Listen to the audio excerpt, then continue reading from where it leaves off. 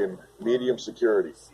Upon arriving to Sheridan, the Sureños were aware of who Skip was and gave the ultimatum telling the Norteños that the MA has no beef with the Norteños, only NF, and wanted the homeboys to get rid of Skip. Skip and the homies got off on Sureños with knives and weapons. Alright, first of all, I want to speak about Skip from the NF. The NF, okay, if you already know what I'm talking about, this is just going to be regurgitated information. Skip is one of the big-time generals of NF. NF is Nuestra Familia. They're basically the Northern California equivalent of the Southern California Mexican Mafia. Basically, they are like the Senate of the Hispanic gang community in Northern California. Have representatives within the Nuestra Familia that represent each particular gang territory. Once you make it to Nuestra Familia, from being a regular Norteño, you basically made it to the big leagues. Nuestra Familia is like the professional leagues. Norteños are like the farm team. Skip is 60 years old, but he's one of the first Norteños. He's one of the first people to actually be recruited as a Norteño. The whole concept of a northerner and a southerner in terms of being divided by geographic boundaries in California based on South California and North California was developed during a time when Skip was first getting his feet wet as a criminal. He did his first bid at 19, and he's pretty much been in prison ever since. He's spent minimal amount of time on the streets. He's known as a killer. He'll kill you if you even do the slightest level of disrespect towards him. And he's high-powered. Now, what I want you to understand about Skip is, in 2008, he was in the feds. He was actually in a regular federal facility. He wasn't in Florence ADX like he is now. When he first hit the feds in 2004, he was able to be in a normal facility where he had normal privileges and he wasn't locked down all day. He had freedom to a certain extent, you know. But he would constantly get off on his sworn enemy, which are the Sureños, the Mexican Mafia. And in 2008, after being moved from facility to facility after committing acts of violence, because in the feds, that's what they do.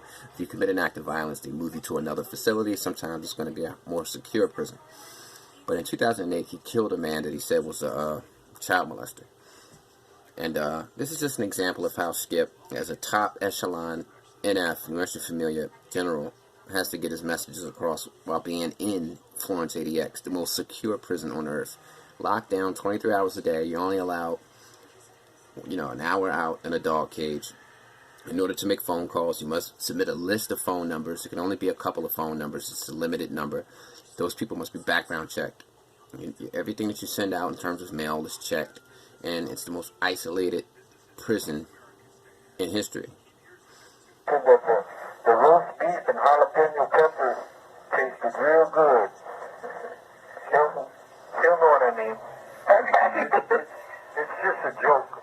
Okay? And that's how Skip has to get his messages through. But best believe, Skip is saying something very high-powered in that statement. He's basically telling her, hey, relay this inside joke to my friend. But in reality, he's probably, it's probably something more significant than that. Here's Skip in 2008, in the midst of fighting his death penalty case, when he killed the so-called child molester. And this is him talking about the hurdles and obstacles of this case. The trial yet? What's going on? No, I don't go to court again until next year. Really? Yeah, until next March. But we're fighting the death penalty part first. My attorneys leave next week. I see my attorneys all the time, right? Yeah. They're wonderful people. I've got 3 attorneys, 1 private attorney. I have a federal public defender and a writing and research specialist.